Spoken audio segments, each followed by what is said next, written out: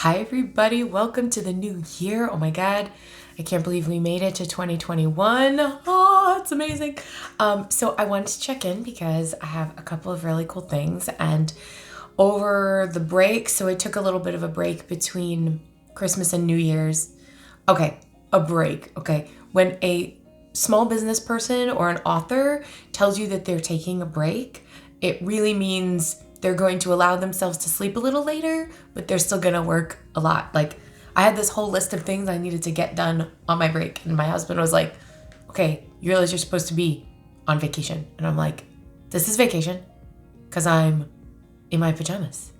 But truth be told, I've pretty much been in my pajamas since March. So it's amazing what you can get done in your pajamas. Anyway, I digress. So I had this really great conversation. This is really super awesome.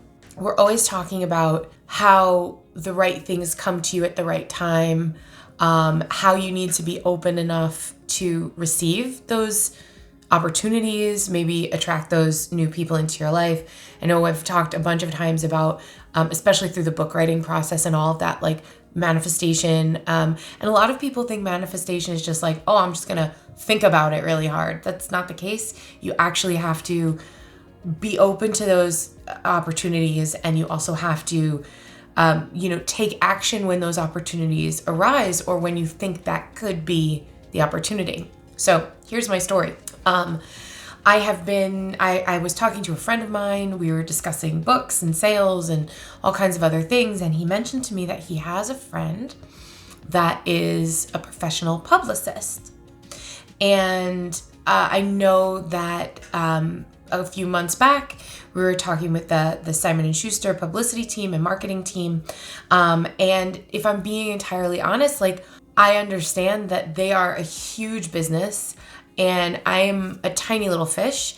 And maybe they can't help me and give me the kind of attention that I really want. And in terms of being able to sell the book and sell the brand, I feel like I've kind of reached the limit of what I'm capable of doing on my own. And I've been thinking for a while about, well, maybe I need someone who, can do this, help me do this, right? I know enough to know what I don't know. I know enough to understand that I can't do everything by myself. And this is a spot in my business, in my writing, in my life that I really could use help with. It's really hard to be like, hey, I wrote this book and I'm awesome. Don't you want to read it? Versus someone else saying, hey, this book is really great. And, don't you want to book this person on your show or, have her write for you? It's also hard for me to put enough time and energy into the publicity side of things and being my own PR person when I have a company to run and I have, projects to work on and all of those other things. So I've been thinking about it for a while, and I've been going, okay, being open to the universe. So please send this person to me or show me how I can, make this work.